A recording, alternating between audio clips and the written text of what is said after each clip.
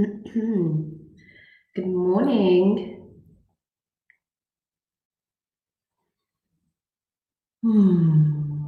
I hope you're well.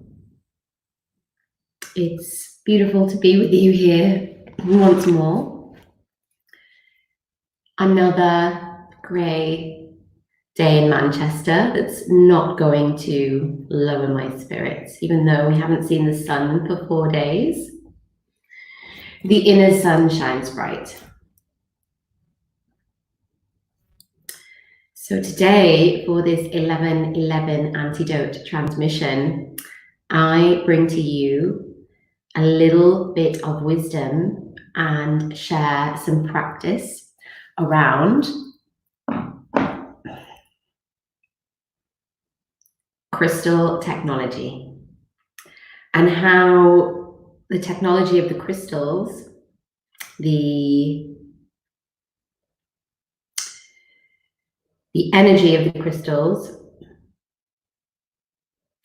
the metaphysical nature of the crystals, the powerful benefits, uses that the crystals have, how this can all support us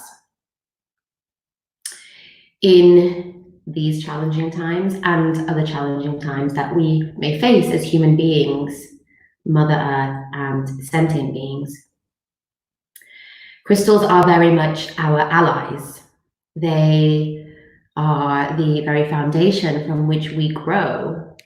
Crystals come from the core of the earth, the crust or the mantle of the earth, so the inner aspects of the physiology of the earth, and they are very much children also of the earth. Crystals are formed sometimes over millions and millions of years, certainly tens of thousands, hundreds of thousands, if not some are formed over millions of years. And so their energy is incredibly concentrated. And so the crystals become very, very powerful. And because crystals are also a crystalline structure, so there are various different crystalline structures, lattice, that create and that make up these forms, these particular agents, these particular rocks. So, for example, this is a quartz with tourmaline. So the quartz will have a different physical constitution, molecular arrangement than the tourmaline that's in here. They'll be slightly different energetic frequency that they'll resonate, different physical structure. But because they have their own unique frequencies, their own unique physical structures also, both, of course, related, and I'll explain a little bit more about that. And we also are a crystalline structure, so we also are made of 90% water.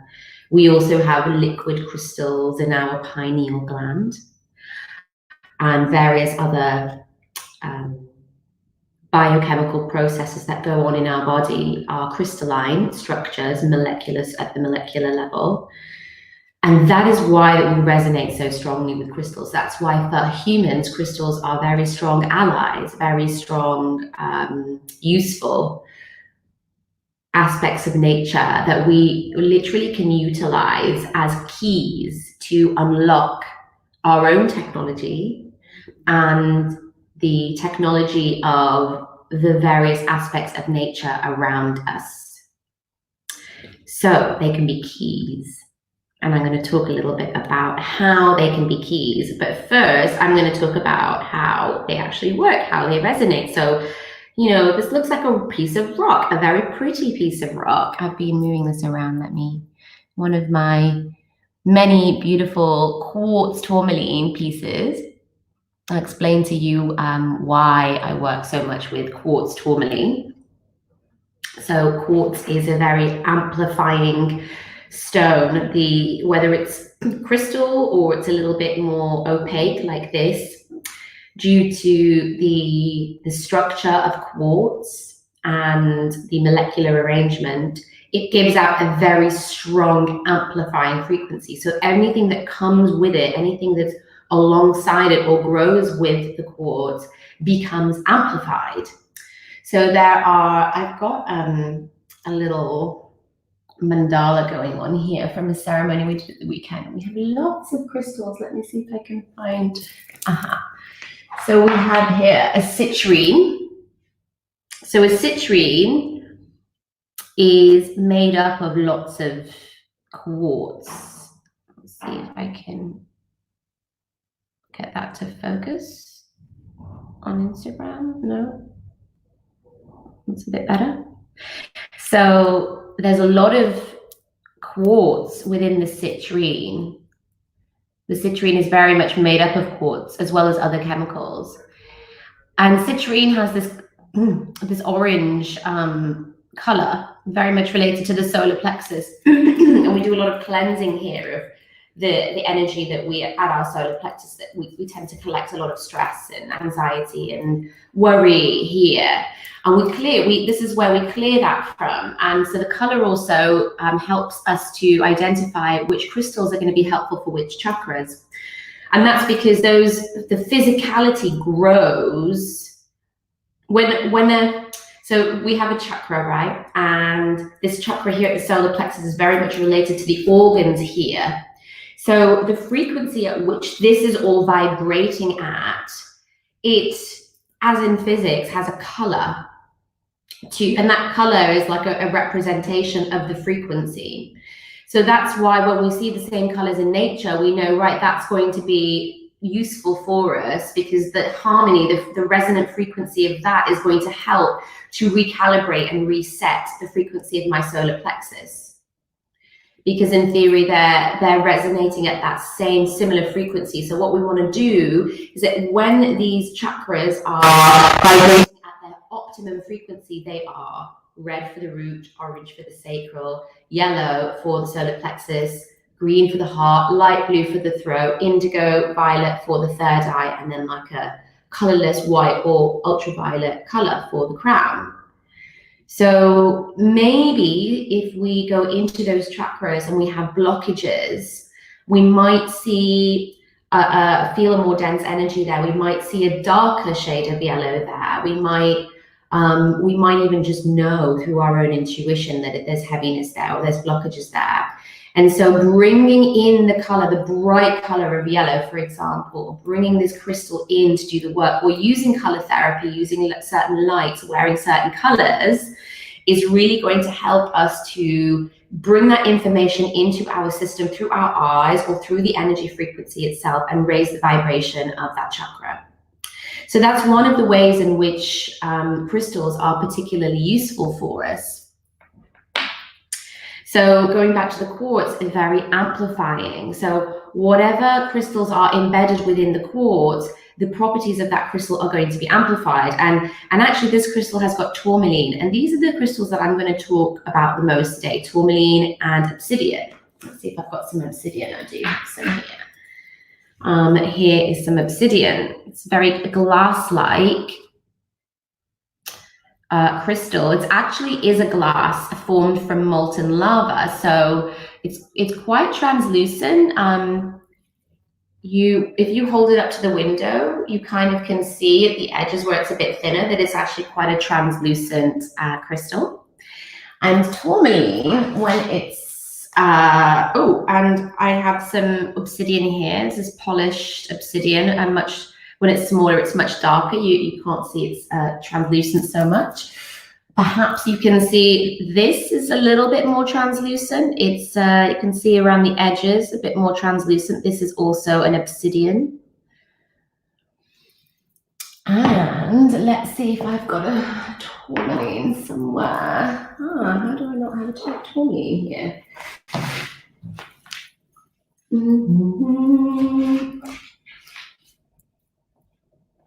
Very strange indeed.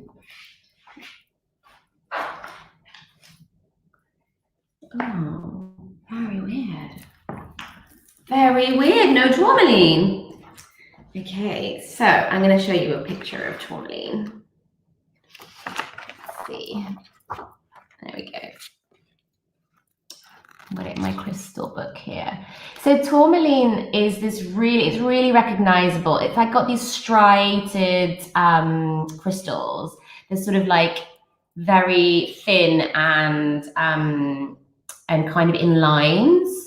So you can see this one, it sort of grows in a long striated effect. So if I show you in here, you can see these bits of tourmaline that they've got these striations. And when you go really, really close, you can see all these really thin lines. The crystals form in these lines. They're really beautiful. Some more at the bottom here.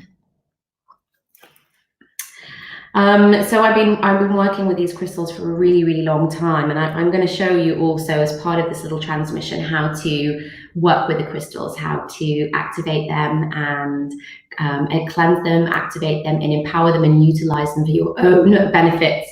And I'm going to talk about the two main functions of the obsidian and the tourmaline that they both share that I love and that I think is really important and useful in these times. And that's the grounding nature of these crystals. So of course they come from the earth, so it makes sense that these crystals are really useful for grounding, but not just that. The color actually says a lot. So the fact that they're both black, they're really absorbent of energy. So they really help us to ground more as the nature of these stones is that they're absorbent. They can absorb geopathic stress. So for example, electromagnetic frequencies that are harmful, such as from Wi-Fi, from 5G, or the harmful end of 5G, for example. But they're also really amazing at absorbing more denser emotions and also the projections of others. They're also amazing at helping us to tune into our shadow. They aid us to safely see the shadow within us that is arising, the resistance within that is arising, so that we can actually work on that, because our evolution depends on us being able to see and sit with the resistance, the shadow, that dense, dark stuff within us that is a part, simply another aspect of the light. Without that shadow, without the resistance, without seeing what it is that we have under the surface that's bubbling away, you know, without seeing that, we're not able to take those opportunities to work on ourselves and grow and evolve. All of this stuff that's trapped underneath the surface are linked to burdens that we carry from trauma, from experience, adverse childhood experience, from past life experiences that we're carrying into the next life, from ancestral line that we're carrying or we've been handed over from our ancestors. And part of this existence is to be able to work through this. And at some point in our lives, when we start to feel the memories or see the memories or get those remembrances of something that happened to us earlier on in our life or in our past life, that's when we know that we are in a position to start to clear that. Because only when our mind, body, and spirit feels safe enough, when we feel safe enough, will those burdens come forward to be released. If it's not safe, if the body and the mind don't feel that it's safe and that we have the resources in order to deal and cope with purging, cleansing, purifying this old stuff, then it will remain trapped and hidden within our psyche, within our body. Often aches and pains, really old injuries are often, they have this traumatic energy, these burdens that we carry as a result of the trauma or the adverse childhood experience. And they are lodged in the body. And sometimes we have this back pain that we don't know where it's coming from, or we do know we have an association with it, but actually it just won't heal. That potentially could be because a dense energy, an old dense energy, has decided to reside in this place of weakness, of physical weakness. Because like attracts like, if you remember from science. If you have something vibrating at a lower frequency, like an emotion or a burden of trauma, and then you have a lower back pain because there was an injury there that's vibrating again at a lower frequency because it's been injured, then this old emotion or trauma can easily magnetize to that injury and stay there and live there. And they kind of bond together because that like attracts like. So these stones, if we carry and utilize these stones, carry them around on us. I have at the moment my husband bought me the other half to his obsidian heart. And I have my mala beads, 108, which is a sacred number. And I have lots of these around my house. I have a lot of jewelry. My mum started buying me obsidian tourmaline jewelry when I hit a certain age, and I don't know if she knew what she was doing. I think she knew on a level for sure, absolutely. She must know. Her soul knew that she was buying me all of these, not just obsidian quartz, but so many crystals from a young age, just like protection, you know, and empowerment. And today I'm like the crystal lady, and I teach this as part of our teacher training programs and workshops and things. So when we wear these crystals and we have them in our home, they're going to help to really ground us. They're going to help to absorb the geopathic stress, the electromagnetic frequencies. They're going to help to deflect and absorb any projections towards us. And they're also going to help us to gently and safely start to look at our own inner stuff, our shadow aspects, our resistance, our emotional distress, the burdens of our trauma. And they're going to help us to gently see those in a safe way so that we can work through that. And they're going to help to create structure and safety and resourcefulness, resourcing around us so that we can actually be in a position to gently work through our stuff. Because, you know, healing doesn't have to be like horrendous and tumultuous and torturing. It doesn't have to be a really, like, you know, difficult, challenging experience. It doesn't. Healing can be fun. It can be joyous. It can even be blissful.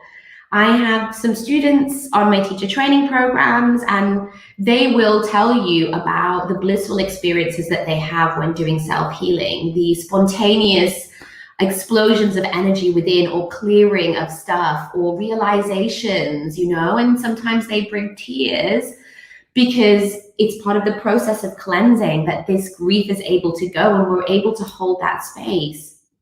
But that's the key, is that these crystals help us to hold a space and remind us that actually we are anchored in the seat of our soul. And soul is this anchor from which we can sit back and remember that soul is what I am and who I am. And it's the mind and the body that's going through this difficult, challenging stuff. Soul doesn't see it that way. So when we anchor into soul and we start to see our shadow rise, we can actually see it from a sort of a place of detachment. We see it from the seed of soul, and we don't get so embroiled in it as we may have done in the past. We see this traumatic burden, this emotion arising, and we simply see it from the seed of our soul, and we can be grateful for it. We can say, oh my gosh, wow, this grief or this anger or this pain and suffering is now here where I can see it and I can give it love, and I can allow it to purify, and I can allow it to let go, because a lot of this stuff we kind of hold on to. Like we're holding on to, we're grasping onto the burdens of trauma, these adverse childhood experiences, and actually that creates this identity, this false identity of who we are. And we really identify with that. We really blend with our ego, and we hold on to that because we've forgotten who we really truly are. And it kind of can be scary for the mind to kind of soften and loosen and detach away from that identity that it's created, because it's a part of a safety mechanism. So yeah, the crystals are really beautiful allies for that. This one shaped as like an old style,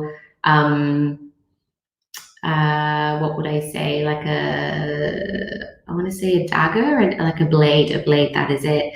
And this literally, I utilize this in ceremony and in healing to literally cut the cords, the energetic projections that are bonded to me, because every time we make a projection, an energetic projection to somebody else of our anger, our hate, our distrust, even if it's a mild thing and we're like okay with it on some level, it's an energetic projection, and that literally forms a thread of energy and it sticks onto the other person. And even if the other person is like sorry, you know, and they want to heal and get over what it is they did to you, if we have that energetic projection that's attached onto them, it makes it more difficult for them to do that. So we need to actually pull back our energetic projections. We need to sever the energetic ties that we've created, that we've projected onto other people, and give them that opportunity and chance to heal and ask for forgiveness. And for us to give that forgiveness, as we give that forgiveness, all of these energetic threads can dissolve. So in these times, we must remain grounded with these beautiful grounding crystals. So if you want to get the most powerful grounding crystal, I definitely recommend getting a tourmaline that is embedded in quartz. This is the most amplifying crystal, as I mentioned at the beginning of this video. It's amplifying the grounding nature of this crystal, of the properties of tourmaline. And in these times, as the antidote to the challenges that we're currently facing, this global pandemic, are multi-layered. And so ultimately our connection to source is going to guide us, is going to create the strength and the protection, and is going to help us to channel that creative intelligence of wisdom and energy in order to really be like superpower strong, to ride these waves, to be protected, and also to be clear channels of light, to be these strong pillars in our community to support those around us.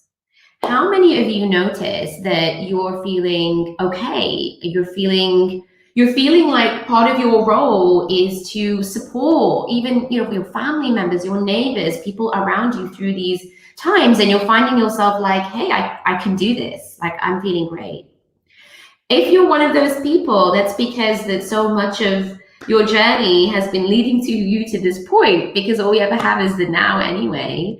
And so many of us have incarnated at this time on this planet to bear witness to this incredible mass awakening and to also be a part of it. We are grounded. We're anchoring in the light. We're anchoring the energy. We're anchoring in the net of light, the net of consciousness, the crystalline net of consciousness. And this is what's creating this grid that we're all connected to, and we are all holding, and we are bringing others into this grid. We are supporting others to come into this net of consciousness and net of light, where they can create their own stability. They can be guided and protected. And this is what we're doing as a global tribe. It is absolutely incredible. So the more grounded we can remain, the better. The more grounded we are, then the more we can connect to source. This connection can be clear and can be really strong. When we're grounded, we are connected to the earth and we are exchanging with Mother Earth. So we're able to release our dense energies, our old energies of the day, of the week, of the month, of our life, of past lives, ancestral line. And then we are more grounded. We are clearer channels of light. And so then our capacity to work with others increases. Our capacity to channel source energy increases. And we grow and grow and grow and grow as this pillar of light. Right? This is so powerful. Like, I could talk about this all day long. I'm just in awe of what's going on out there, and in awe of all of you guys out there that are just doing this incredible, incredible work. So one more thing I want to talk about, the importance of these crystals, of the black crystals, the obsidian, the tourmaline, onyx, all those kind of crystals, is that they absorb this geopathic stress, this electromagnetic frequency. Now, the pineal gland, which is located in the middle of the head, is second to the master gland, which is the hypothalamus. The hypothalamus is like the master endocrine gland, which basically controls our whole hormonal system, the chemical messengers in our body that tell all our organs how to function. And the pineal gland is comes next out after the hypothalamus and helps the hypothalamus to send all these messages out. The pineal gland also has some other extraordinary functions. So it contains crystalline liquid structures that are like this cocktail of incredible chemicals that help to activate us. So one is melatonin, a chemical an organic compound that is a powerful antioxidant. It's produced in the pineal gland. And this is one of the 5 antioxidants that the body creates. So it is one of the most superior antioxidants that the body creates and has the ability to calm, reduce inflammation, and neutralize free radical damage, which is damage caused by unstable molecules.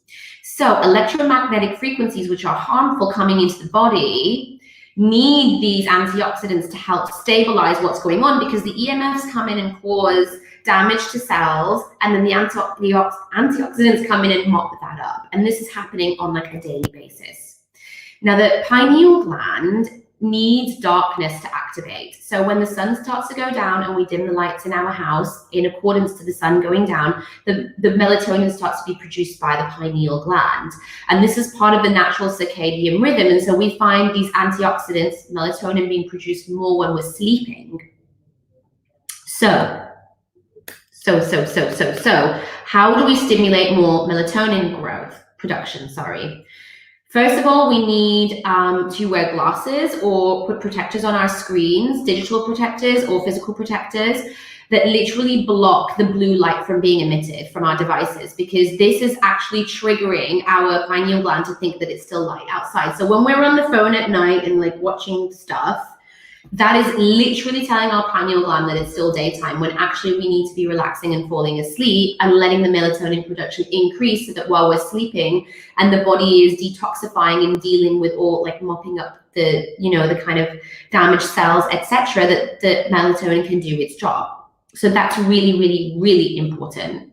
The other thing is that, like, we are already bombarded with a lot of harmful EMFs, especially living in an inner city like I am. So these crystals really actually help to protect us while we're sleeping by absorbing that, and during the day by absorbing those harmful EMFs, so that our body has less to deal with. Because when the pineal gland is, what it needs to do its job, it's going to be working more overtime to produce more melatonin if it thinks that we're still awake, or if there's just a lot of EMF coming in, because EMF is regarded as light. It's seen as a particle, as a wave, and so it's picked up by the pineal gland as light. As far as the pineal gland is concerned, if there are EMFs, if your Wi-Fi is still on, it's, if you're standing by a microwave and watching TV, the electromagnetic frequencies are going to come, and the pineal gland just thinks that it's light. So really important to switch all Wi-Fi off really at night. It's really important to have these crystals that are going to absorb the harmful EMFs in your house all of the time. They're going to be doing that as you're walking around, because you have them as jewelry. And really a good idea to maybe meditate with some of these crystals at night before you go to bed. So yeah, that's one of the main important things I wanted to talk to you about.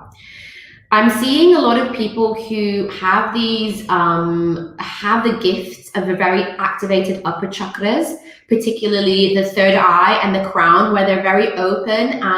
People who tend to pick up a lot of messages, who maybe have more kind of clairvoyant, mediumship type kind of roles, responsibilities, or gifts. And we're at this time, there's a lot of cosmic energy coming in. Like, it's heavy.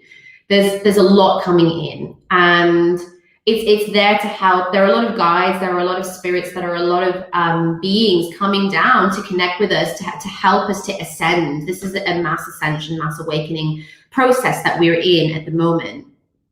And because the misguided folk out there are counterbalancing that with viruses and with other things that are going on, there are a lot of guides coming in. And so we can be really activated this way and really be picking up on a lot going on. We can also be, because this is very open, the crown and the third eye is very naturally open at this time, we can also be picking up a lot of fear, collective fear in the collective consciousness, which I've been talking about a lot over the past few transmissions. So go back and check those out.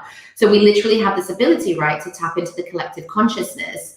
And we literally can pick up on the fear that's going on around us. And those of us that are really sensitive to that, if we're not grounded, like if we physically are not grounded on this earth and have a practice that grounds us and anchors us into the earth, and all this activity is going on, we can literally fly off. We can become even more fragmented. So it's really important in these times to ground. That's why these crystals are so important, but to also have a physical practice. So yoga, particularly, let's break this down. Pranayama, breathing, bringing in that spirit energy, that prana, grounding us to the earth. Kriya practices, which are very dynamic, evolutionary movements, which help to really anchor us into the earth and work on our chakras, which are very grounded, working on our root, working on our sacral, working on our solar plexus, really this lower triangle, working on unlocking the energy here so our connection to earth is really established and really grounded, and then we can activate up this way. Working with the hatha practice, so that's really grounding, like being on the earth, moving, distributing the energy around the body, okay? So hatha practices are really beautiful, but when combined with pranayama and kriya first, bringing the energy in, and then the hatha distributes it, this is where the technology is like activating at a completely different level, like absolutely completely different level than just to do the hatha alone. And when we work with mantra, we are activating the heart, toroidal fields of the heart, emanating out through our auric fields, through our koshas. And what we are doing is really harmonizing the frequencies, connecting to the earth, and making sure that we are balanced. You know, these energies are like reverberating out throughout us and really keeping us balanced. And then a meditation practice, the Sattva meditation practice, which is from the Himalayan, very ancient yogic technology tradition, stemming back to the rishis. In itself, part of the meditation is to be very grounded, to connect to the earth and draw the energy in and be very grounded and distribute that throughout the various systems of the body and the mind and the soul. So I've been going at 1,000,000 miles an hour. I recognize that. I'm just so passionate and love talking about this and love sharing this wisdom. So I'm going to leave you with a little bit of wisdom about black tourmaline. So I have these beautiful cards, the crystal cards. And yeah, I'm going to just share with you the metaphysical components, aspects of tourmaline, black tourmaline. One of my favorite crystals. Protection. Black tourmaline absorbs negative and affords excellent energetic protection, enhancing your physical vitality. So related to our self-understanding, you are adaptive, adjusting to new places and new situations. You have clarity of thought and analyze situations rapidly. Let go of overcautiousness, but stay protected. You sense it when people wish you ill. You may be carrying a family or past life curse, creating disease. Recognize that negative thoughts and actions harm others and yourself. Divination of tourmaline. Strengthen your protection. Consolidate plans and be realistic. You'll soon see the way through obstacles. Ensure you are well protected. Ill wishing or envy may be directed your way. Neutralize bad energy without harm to others. Watch your thoughts. Attend to practical matters. Be generous and give others freedom. The healing insight of tourmaline is that neutralizing toxic energies from your environment, shielding yourself from ill wishing or EMF stress, and detoxifying your body supports well-being. The frequency is earth, earthy. The chakra is earth star, so that's beneath the feet and base. And the timing is Capricorn.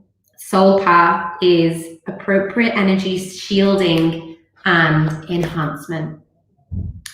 So ultimately, the greatest protection isn't coming from a place of fear. It's coming from a place of love. We're not just protecting ourselves from geopathic stress and the projection of others and weird malevolent forces that are out there, but we're also protecting from ourselves. We're protecting others from ourselves. We're protecting others from our energetic projections, and we're protecting us from the projections of our own mind as we purify, we cleanse, we release our own heavy stuff, our resistance. Then we are able to be clearer channels of light, and we are able to move into Dharma, purposeful, compassionate-based living, fearless living, fiercelessness. I hope that you have a beautiful day. If any of this has touched you, resonated, reverberated through you, particularly, and you want to know more, please, please, please get in touch. I would love to support you in whatever way I can. My husband, Roop, and I have a brand new free training available called Protect Your Mind, Body, and Energy Fields. We created this because so many of you contacted us and wanted to know what you can do in these times to protect and empower yourself. And this is a free course. It's with some of our absolute staple tools you're going to absolutely love. It's super easy. We have 3 videos, one on the mind, one on the body, and one on the spirit. And we're going to show you how to protect all those different layers. So check out the link on my bio, or check out the link on my profile, which I'm going to post again in just a few moments. I have a class on a Wednesday, and my husband Roop has an energy meditation class on a Tuesday. So mine is an integrated yoga class. And every day I'm here at 11:11 sharing these transmissions. It is an honor and a privilege to support you. Love you all. And yeah, see you in the crystalline consciousness realms.